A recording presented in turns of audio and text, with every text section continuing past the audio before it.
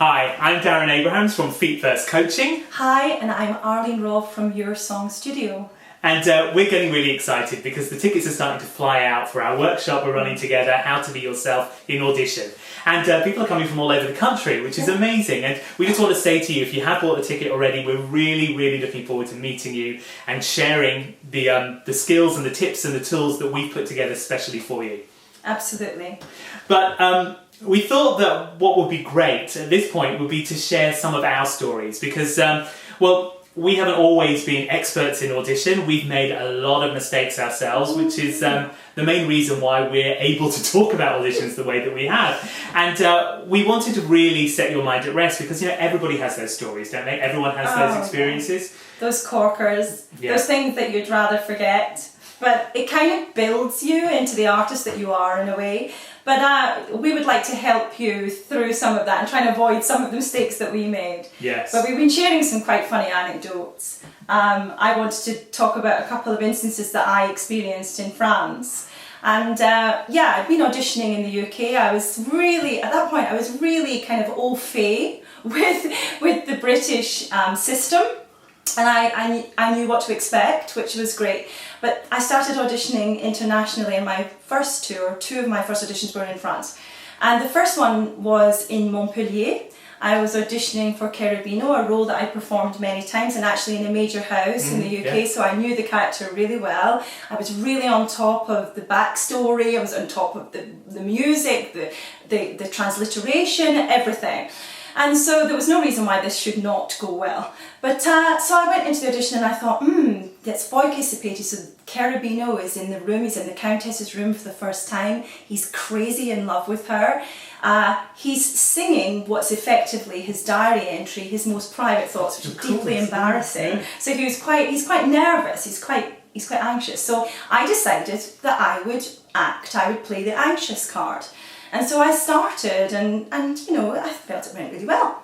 And the feedback that came back from the audition was that we really liked her voice, she was great, a great vocal. It really kicked in the middle of the aria, but to begin with she was really just not in the groove. She came across as very nervous and I was like, no, I'm acting, please. But there was no way out of that one. So, okay, lesson learned. And the other one was, again in France, and that word audition, I knew this audition was coming up, and that word made my blood run cold, my heart beat faster, started to feel nauseous, really built myself up into an absolute frenzy. It was a stage audition this time.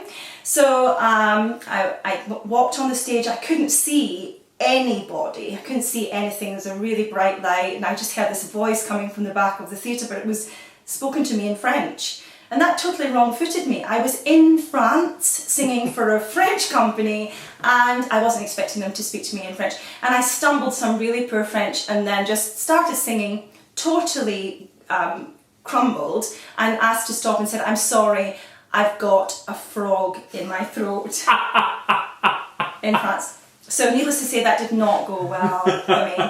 I think that thing about we get so into our comfort zone, and if we are used to working in the UK with particular companies, and we can be really rock-footed when we go into another environment, and things are slightly different. The houses are different, the way that they audition us is slightly different. I mean, your experience in France, I had an experience in America. When I auditioned, I was doing a concert, a Messiah, in Houston, and it was a big hall, the Jones Hall, and I thought I'd take the opportunity for being there to audition for the Houston Grand Opera. And this was very early in my career. It's just, I think I'd literally been out of college for about 6 months. And I'm here, so I'll give you, I'll have a go. And they were very nice to me, very welcoming. I had a lot of emails backwards and forwards to set up the audition. And so I arrived in the audition, it was a stage audition, and I walked onto the stage and it was literally enormous. This kind of bank of seating that was going on and on forever, something like 3,000 to 4,000 seats, which is normal in America. Right. They sing in huge houses, but there was me, this young tenor singing Rossini, and the panel were way at the back of the auditorium, but all I could see was the light on a video camera. So they were going to video me as well, which is something that had never happened to me in the UK before. And I started to sing, and my voice just disappeared into this space. It was terrible, really terrible. And I think it was so terrible for them as well, is that literally I sang that one aria and they showed me out the back door. No! Completely. They'd been so nice welcoming me. It's just like literally, oh yes, that's it, goodbye, out. And I was literally chucked out the back door. It's hilarious. Yeah, so I haven't sung for that company. Well, that's it. I didn't get to sing for either of those companies ever again. And I think somehow that's what's really important about auditions. It's not just about getting that particular gig. Yeah. It's about the impression that you are giving for a future collaboration. It might be your career, the whole duration of your career. So it's really important. It is really important. to get it right. Yes. And that thing the thing that we're talking about so much is how to be yourself in the audition situation.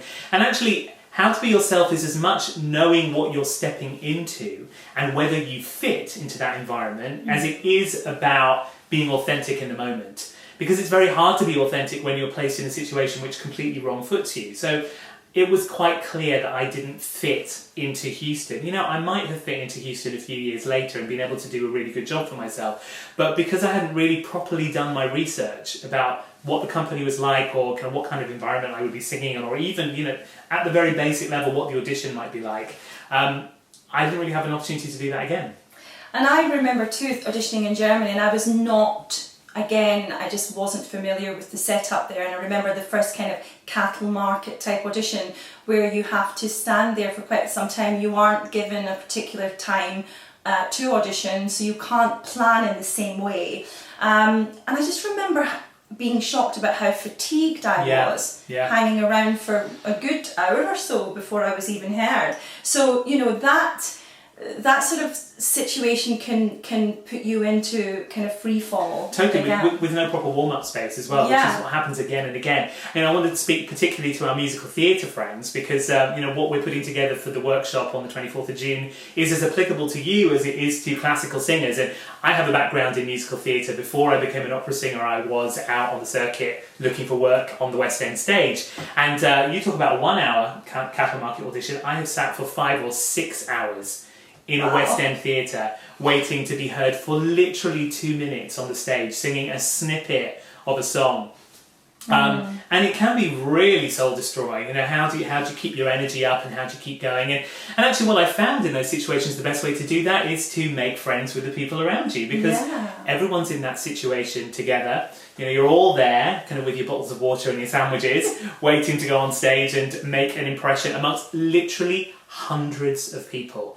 I think, you know, I auditioned for Miss Saigon, I auditioned for Phantom of the Opera, for Les Miserables, for all of those big shows. We're talking about mid-90s. And for each one of those auditions, there were 300-400 people going for 1 or 2 roles.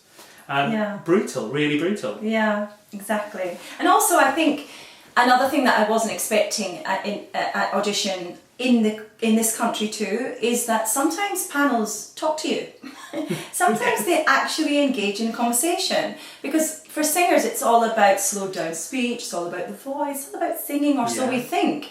But actually sometimes, I know it's not really the done thing, they don't enter into a huge dialogue with you, but they might just want to ask a few pointed questions just to get a little bit more information out of you. So don't be you know, put off if they ask you, you know, where do you see yourself working with this company, or where do you see yourself in 5 years' time? I mean, those are big questions, but they are questions I've been asked. Absolutely, and again, it comes down to the idea of preparation.